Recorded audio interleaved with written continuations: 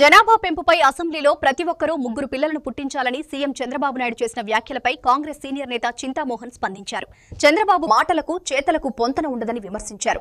చంద్రబాబు నాయుడు తెలివిగా ఒకే బిడ్డను కనేశారని, ఆయన కుమారుడు లోకేష్ కూడా ఒకే బిడ్డను కనేశారని అన్నారు. మీ ఇంట్లో ముగ్గురు పిల్లలను కనేసి ప్రజలకు చెప్పితేనే అది ఆమోదయోగ్యంగా ఉంటుందని ఎద్దేవా చేశారు. అసెంబ్లీ వేదికగా చేసిన ఈ వ్యాఖ్యలు విడ్డూరంగానూ హాస్యాస్పదంగానూ ఉన్నాయని అన్నారు. దుగరాజపట్టణ ఓడరేవుకు 8,000 కోట్ల రూపాయలు రావాల్సి ఉందని తెలిపారు. మేజర్ పోర్టు వస్తే ₹1,00,000 జీతాలు వచ్చే ఉద్యోగాలు వస్తాయని అన్నారు. అయితే నౌకాశ్రయం పేరుతో కూటమి ప్రభుత్వం 2,000 ఎకరాల పేదల భూములను లాక్కుందని ఆరోపించారు. నౌకాశ్రయం నిర్మాణానికి 100 ఎకరాలు సరిపోతాయని, అయితే ఎందుకు 2,000 ఎకరాలు తీసుకున్నారని ప్రశ్నించారు. సిలికాన్ వ్యవహారంలో కూడా చంద్రబాబు నాయుడు బంధుప్రీతి చూపుతున్నారని ఆరోపించారు. ఇసుక, సిలికాన్ వ్యాపారాల్లో ఎస్సీలు, ఓబీసీలు, ఎస్టీలకు కోటా ఇవ్వాలని డిమాండ్ చేశారు. 15 రోజుల్లో దీనిపై స్పష్టత ఇవ్వకపోతే తామే వచ్చి ఇసుక, సిలికాన్ తీసుకుంటామని హెచ్చరించారు. నాయుడుపేట నడిబొడ్డులో అంబేద్కర్ సాక్షిగా 3 విషయాలు మీ ముందు చాలని రావడం జరిగింది. మొట్టమొదటిది చంద్రబాబు నాయుడు, రెండవది సిలికాను ఇసుక, మూడవది దుగరాజపట్నం. చంద్రబాబు నాయుడు ఎప్పుడు ఒకటి చెప్తాడు, ఇంకోటి చేస్తాడు. ఆయన చేయడం కానీ మాత్రమే చెప్తుంటాడు.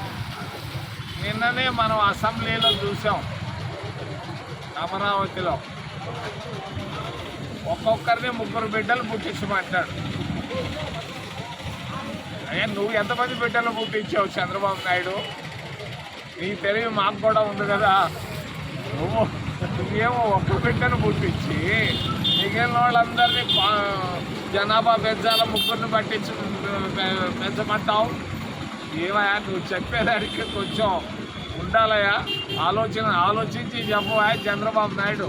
నువ్వు 3 బిడ్డలను పుట్టించి 3ని పుట్టించమంటే ఓకే, వింటాం మేమందరం. నువ్వేమో ఒక బిడ్డని ఏమో లోకేష్ తర్వాత ఇంకెవరు బిడ్డలు పుట్టించలేకపోయినావా? పుట్టించి నువ్వు చెప్పిండాలా.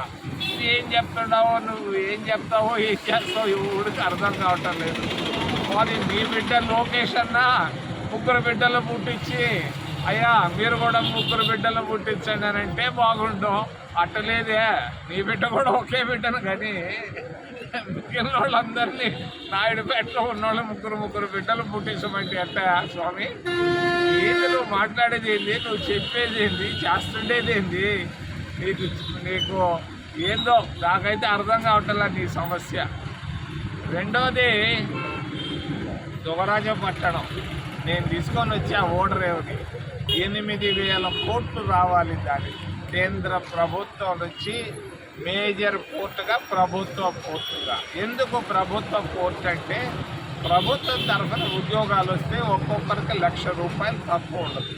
ప్రైవేట్ పోర్ట్ అయితే 10-15 వేలు. అందుకొరకే మేము ప్రభుత్వ పోర్టును తీసుకొని వచ్చాను. నేనే తీసుకొచ్చా, విభజన చట్టంలో ఉంది. అవన్నీ పక్కన పెట్టి నౌకా నిర్మాణ కేంద్రం అని చెప్పి 100 ఎకరాలు సరిపోతాయి. దానికి 2,000 ఎకరాలు ఇస్తున్నావే చంద్రబాబు నాయుడు. నువ్వేం చేస్తున్నావు? నీకేమనేది తెలుసా?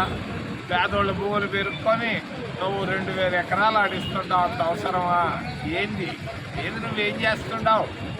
మూడో విషయం, ఆయన చెప్తుంటాడు నేను చాలా నిజాయితీ పడ్డాను, నాకు బంధుప్రీతి లేదంటాడు.